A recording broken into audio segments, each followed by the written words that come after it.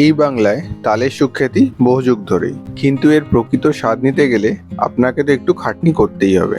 সে বাজার থেকে তালশাঁস কিনে এনে সেটাকে ছাড়ানোই হোক, বা এই বড়া খাওয়ার জন্য তালের কাঠ বার করাই হোক, কিন্তু ভালো খাবারের জন্য বাঙালি কোনো কিছুতেই পিছপা হয় না। তাই আমি দিব্যেন্দু তার বেঙ্গলি ইটস অ্যান্ড ট্রিটস চ্যানেলে নিয়ে চলে এসেছি সহজে তালের বড়া বানানোর রেসিপি নিয়ে।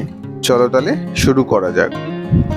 তালের বড়া বানানোর জন্য আমাদের প্রথমেই যেটা করতে হবে, একটি মিক্সি জারের মধ্যে দুটি কলা, এক বাটি সুজি এবং এক বাটি চিনি নিয়ে সেটাকে মিক্সার গ্রাইন্ডারের মধ্যে ভালো করে মিক্স করে নিতে হবে। এর আগে আমি যতবার করেছি কলাটাকে হাতের মধ্যে চটকে নিয়ে বড়া তৈরি করেছিলাম, তো তাতে দেখেছিলাম অনেক সময় তার মধ্যে লাম্প থাকে। তাই এবার মিক্সার গ্রাইন্ডার ইউজ করলাম, ফলটা ভালোই ছিল। তালের বড়ার সব থেকে কঠিন পার্ট তালের কাঠ বার করাটা আমি আগে থেকেই করে রেখেছিলাম।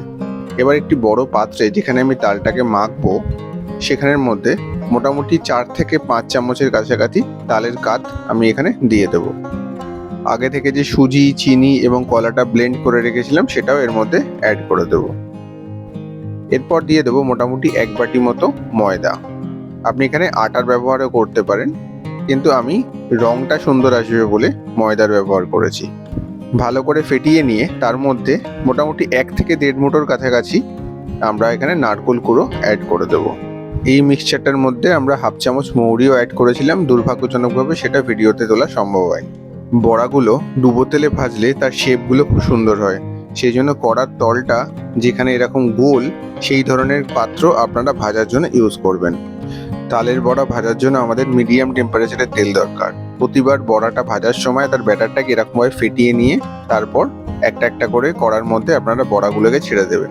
প্রথমে একটা বড়া দিয়ে আপনারা দেখে দেবেন যাতে বড়াটা যেন ছড়িয়ে না যায় বা তেলের মধ্যে স্ক্যাটার্ড হয়ে না যায়। আপনার মাখা ঠিক না হলে অনেক সময় এটা হওয়ার চান্সেস থেকে যায়, সেই জন্য একটা বড়া নিয়ে একটু ভেজে নেওয়ার পর তারপর বাদবাকি বড়াগুলো কড়ার মধ্যে এরকমভাবে দিয়ে দেবেন। বড়াটা ভাজার সময় যদি কোনো পার্টনার পেয়ে যান তাহলে খুব ভালো কথা, আর যদি সবসময় দাঁড়িয়ে একা হাতেই আপনাকে বড়াটা ভাজতে হয় তাহলে অবশ্যই খেয়াল রাখবেন যেন কড়ার টেম্পারেচার কোনোভাবেই বেশিতে না যায়। তাহলে কি হবে, বড়ার ভেতরটা কাঁচা থেকে যাবে এবং বাইরেটা লালচে হয়ে পুড়ে যাওয়ার চান্সেস একটা থেকে যায়। সেই জন্য এই বিষয়ে একটু বিশেষ খেয়াল রাখা আপনার জন্য খুবই প্রয়োজনীয়। এরপর আগে যেরকম বললাম, প্রতিবার বড়াটা ছাড়ার সময় এরকমভাবে তার ব্যাটারটাকে ভালো করে ফেটিয়ে নেবেন। বড়া কড়ায় ছাড়াটা একটা আর্ট। যারা বড়ি দেন বাড়িতে তারা জানবেন যে বড়িতে যেমন নাক তৈরি করাটা খুব ডিফিকাল্ট হয়, আপনার ব্যাটার যদি ঠিকঠাক না হয় তাহলে তার নাক ঠিকঠাক মতো হয় না। সেরকমই বড়ার ক্ষেত্রেও তার ব্যাটার যদি ঠিকঠাক না হয় বা ছাড়ার টেকনিক যদি ঠিক না হয়, বড়ার পিছন দিকে একটা লেজ থেকে যায়, যদিও সেটা খুব একটা ম্যাটার করে না টেস্ট নিয়ে। যাই হোক, আমাদের সমস্ত বড়া ভাজা কমপ্লিট। দেখছেন কি সুন্দর বড়াগুলোর শেপ এসছে এবং তার একটাও পুড়ে যায়নি। এবার আপনাদের পালা। এই রেসিপিটা বাড়িতে একবার ট্রাই করুন আর আমাকে সোশ্যাল মিডিয়ায় ট্যাগ করবেন।